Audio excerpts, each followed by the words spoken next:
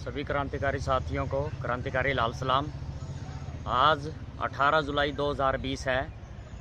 मैं आपको बताऊंगा इस वाक़े के बारे में। सबसे पहले 18 जुलाई 2012 को मारुति मानेसर कार प्लांट के अंदर एक बहुत बड़ी घटना को प्रबंधन के द्वारा अंजाम दिया गया। हमारा संघर्ष 4 जून 2011 को शुरुआत हुई थी।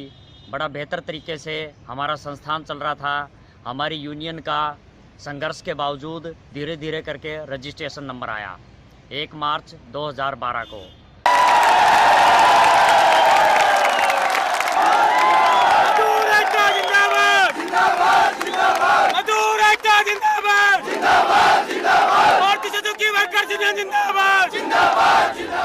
बड़ा बढ़िया तरीके से सब कुछ चल रहा था, लेकिन प्रबंधन को ये चीज़ रास नहीं आई और उसने एक बहुत बड़ी साजिश के तहत प्लांट के अंदर इतनी बड़ी घटना को अंजाम दिया और हमारे साथियों को उसका गुनहगार दोषी बना के उनको जेल की काल कोठरी में डाल दिया गया, जिनमें से आज 13 साथी उम्र कैद की सज़ा काट रहे हैं। उनका फैसला आ चुका है, उनको लाइफ टाइम की सज़ा मिली है।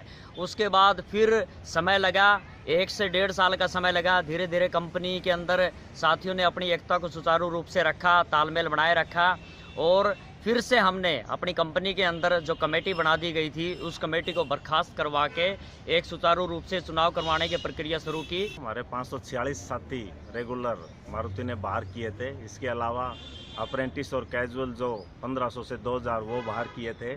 तो उस टाइम जो हमारे रेगुलर एम्प्लॉय बाहर किए थे उनका आज भी लेबर में केस चल रहा है। तो लेबर केस के लिए जो हमारे साथी जो मदद कर पा रहे हैं शॉप फ्लोर से, वो हम एक वकील के माध्यम से जो मदद हो पा रहे हैं वो हम उनको प्रॉपर मदद कर रहे हैं। इसके अलावा एक प्रोविजनल कमेटी बनी हुई है हमारे साथियों की, वो लोग हमेशा से उनसे जुड़े हुए हैं और कोर्ट से संबंधित लगातार वो उनकी मदद कर रहे हैं। इसके अलावा जेल में जो हमारे साथी बंद हैं उनको फाइनेंशली हेल्प हो, कुछ हो, उस चीज़ में मिलजुल के हमारे प्लांट ने तो किया ही किया है। इसके अलावा मारुति सुजुकी मजदूर संघ के जो तीनों प्लांटों ने कलेक्शन से मदद किया है उसका भी मैं बहुत बहुत आभार प्रकट करूँगा। इसके अलावा पूरे भारत में जहाँ भी संघ बने हुए हैं, मजदूर संघ हैं, उन्होंने बहुत हमारा सहयोग किया है। इसके लिए मैं उन सब का भी बहुत बहुत धन्यवाद करना चाहूँगा। अभी जो जेल में बंद मजदूर हैं उनके हालात कैसे हैं, वह परिवारों की स्थिति कैसी है?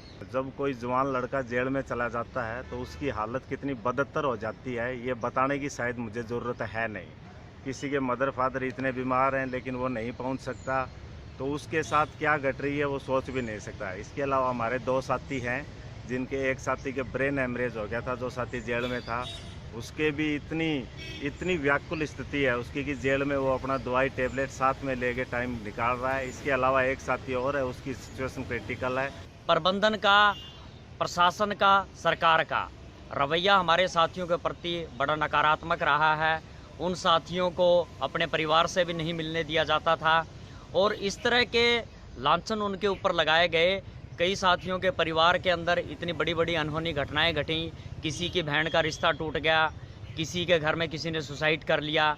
इस तरह की काफ़ी चीज़ें आई। अकेले उनको नहीं, उनके परिवार को भी इस घटना का बहुत बुरे तरीके से सहन करना पड़ा। इस घटना को, इसके बड़े दुष्परिणाम रहे।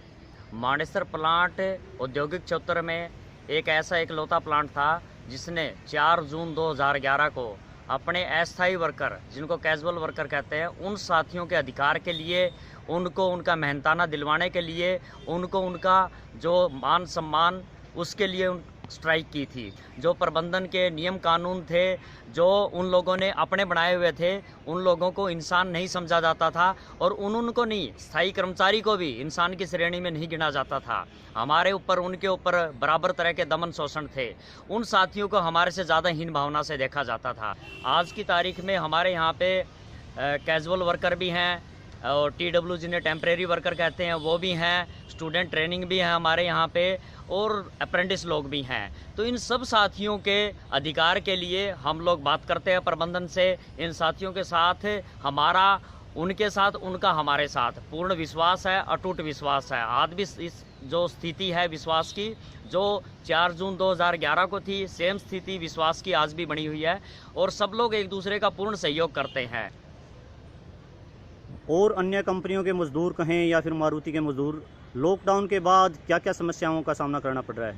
देखिए, बहुत ज़्यादा समस्याएं आई हैं लॉकडाउन के बाद में। साथ ही जो अपने कई साथी गंतव्य स्थान पे अपने होम टाउन में पहुंच गए थे, कुछ साथी यहाँ पे रुके हुए थे, तो लॉकडाउन में सब बंद हो गए थे। जो जब लॉकडाउन खुला तो आने की बड़ी भारी समस्या थी।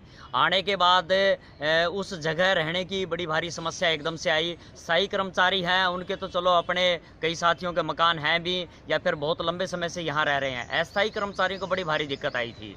उन अस्थायी कर्मचारी तो बेचारे यहाँ से जा भी नहीं पाए थे अपने गंतव्य स्थान पे। कई साथी तो बहुत दूर दूर के थे, 1000 किलोमीटर तक की दूरी उनके होम टाउन की थी, किसी की 1200, किसी की 1500। जितनी हम कर सकते थे हमने पूरा प्रयास किया उनकी मदद करने के लिए। मारुति सुजुकी वर्कर्स यूनियन ने खुद निजी तौर पे अपने संस्थान को अलग करके जो यूनियन के जितने लोग सदस्य हैं उनका हमारा यूनियन फंड में जो पैसा कटता है उसमें से हमने लगभग 35 क्विंटल आटा जो 5-5 किलो की पैकिंग बनाई गई थी हमारी तरफ से, उसको गुड़गांव के अंदर जो कॉलोनियाँ हैं, जो बहुत बेहद ज़रूरतमंद लोग हैं, जो सुबह कमाते हैं और शाम को उनका खर्च हो जाता है, डेली दिहाड़ी करने वाले लोग, रोज़मर्रा जीवन में बड़ी भारी दिक्कत जिनको आती है, उन लोगों के लिए हम लोगों ने 5-5 किलो के आटे की पैकिंग बनवा के वितरित करवाई थी, जिसमें हमारे यूनियन मेंबर, हमारे प्रोविज़न कमेटी के साथी खुशीराम जी और हमारी यूनियन के अमरिंदर जी, विकास जी, नवीन जी, ये साथी थे। इन लोगों ने कोरोना काल के अंदर अपना फ़र्ज़ भी अदा किया, प्रशासन की भी मदद की, सरकार की भी मदद की और देश के प्रति भी अपनी ईमानदारी से एक जो इनकी भूमिका थी उस भूमिका का निर्वहन किया। हमने काफ़ी व्यवस्थाएं यहाँ पे करवाई थी। जैसे कंपनी के आसपास कुछ गांव हैं, वहाँ पे पहले 800 लोगों को खाने का प्रबंध किया गया।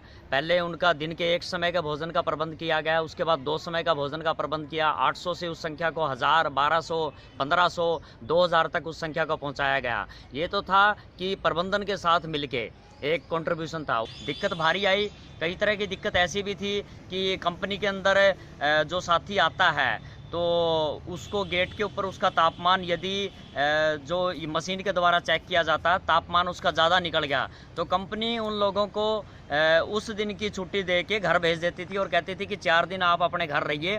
यदि उस साथी का तापमान शाम को सही हो गया, सुबह भी सही है, दिन में 4 बार चेक करता सही है, तो कंपनी कहती थी कि 4 दिन आपकी अब्सेंट लगेगी या आप अपनी छुट्टी भरो।